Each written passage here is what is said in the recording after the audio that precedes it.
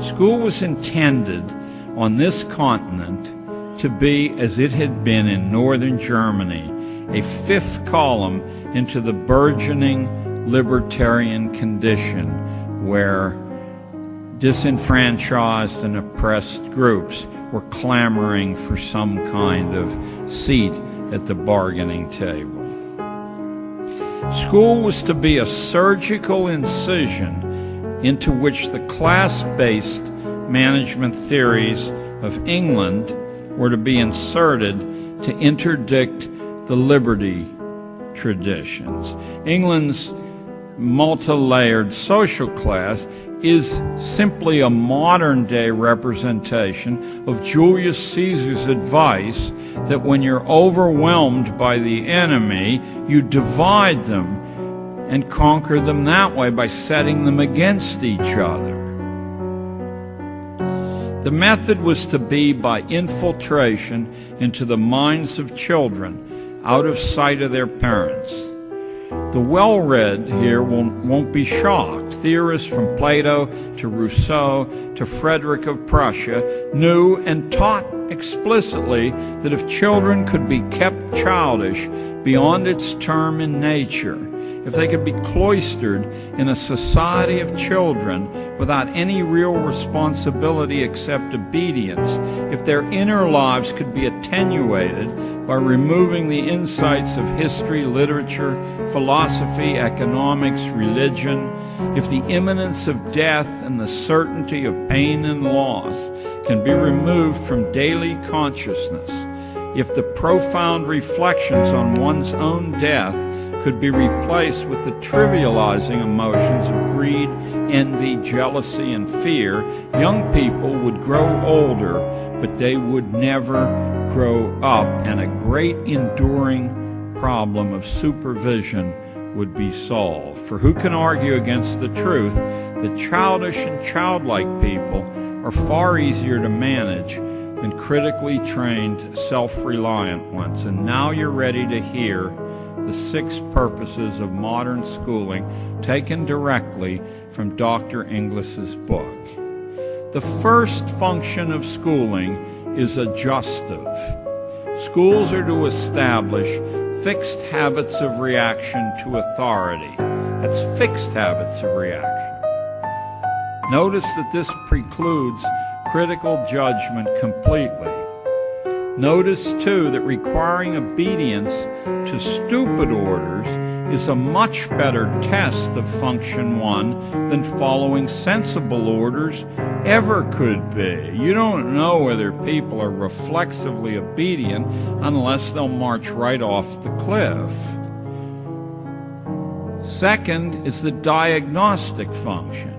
School is to determine each student's proper social role, logging the evidence mathematically and anecdotally on cumulative records. You probably thought that the kid or parents or neighbors or the region, circumstances. No, school is to determine your proper social role, and they're to fix you in that role mathematically on their cumulative records. Next comes the sorting function.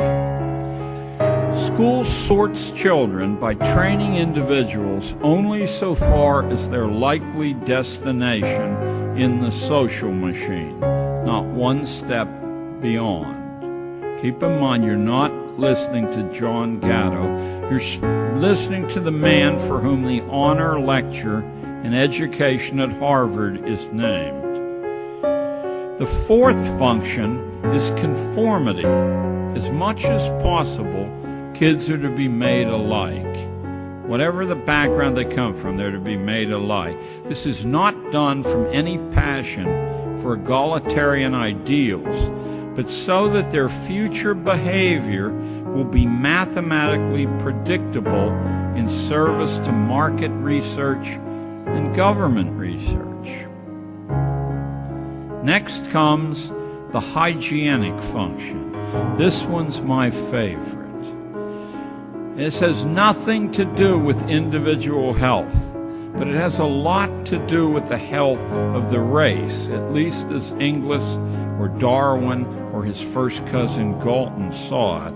Hygiene is a polite way of saying that school is expected to accelerate natural selection by tagging the unfit so clearly. That's what all those little humiliations from first grade on, that's what all the posted list of ranked grades are about, so clearly that the unfit will drop from the reproduction sweepstakes, either in despair or because their likely mates will have accepted the school's judgment of them as terminally inferior.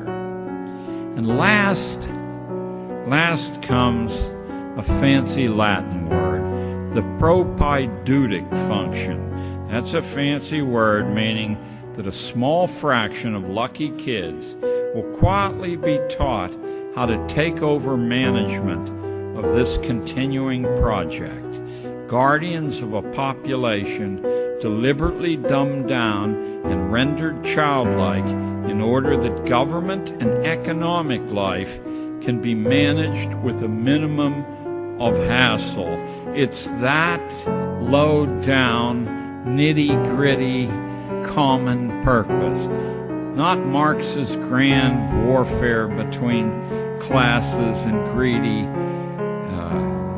captains of industry. It's simply so that management will have a minimum of hassles.